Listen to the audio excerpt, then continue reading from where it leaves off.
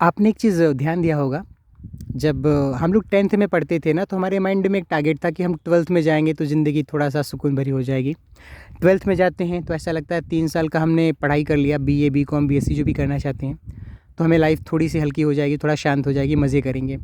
जब आप 3 साल वो करते हैं तो 2 साल का मास्टर्स की डिग्री करनी होती है, फिर लगता है नौकरी मिलती है तो सब कुछ सेट हो जाना है।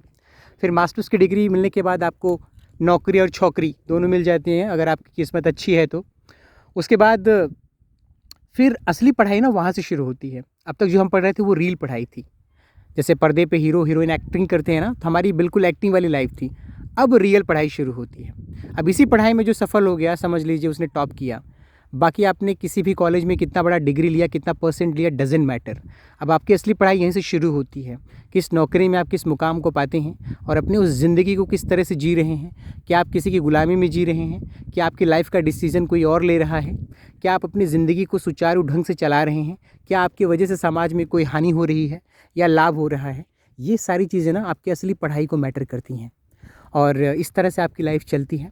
हाँ, फिर टॉपिक पे आता हूँ, थोड़ा-सा भटक गया था। फिर आपको लगता है कि चलो अब शादी कर लें, तो लाइफ सेट हो जाएगी। फिर आप शादी करते हैं, तो लगता है कि अब ज़िम्मेदारी आ गई है, रिस्पॉन्सिबिलिटीज़ आ गई हैं, सैलरी थोड़ी-सी बढ़नी चाहिए, ओवरटाइम करना चाहिए।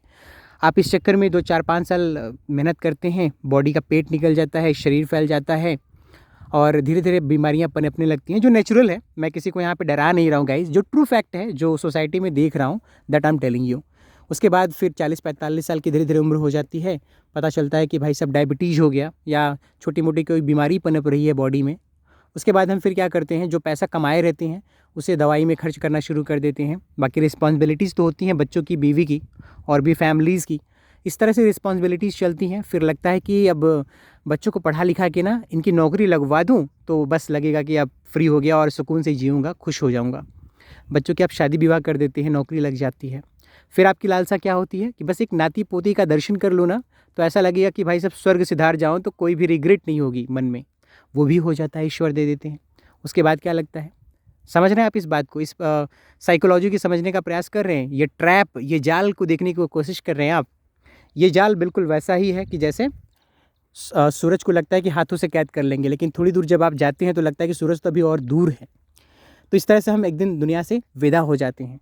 तो पर्पज़ यही है कहने का, भाई साहब अपनी ज़िंदगी के हर मोमेंट को एंजॉय करिए, जिए, मस्त रहिए। आप खुद को नहीं पता है कि अगले सेकंड में क्या हो जाना है। मैं खुद अभी वीडियो बना रहा हूँ, क्या पता आने वाले टाइम में 2 से 3 दिन बाद मेरा क्या हो जाए। इसलिए ज़िंदगी को खुल के जियो। ये भी फ़िक्र मत करिए कि आने वाले वक्त में क्या होगा। वही होगा जो मंजूर खुदा होगा। तो बस ये वीडियो बनाने का पर्पज़ था और यहीं बना दिया। निकला था टूर पे घूमने, और कैसा लगा वीडियो पे कमेंट के माध्यम से ज़रूर बताएं। अपना और अपनों का ख्याल रखें। Stay blessed and stay happy.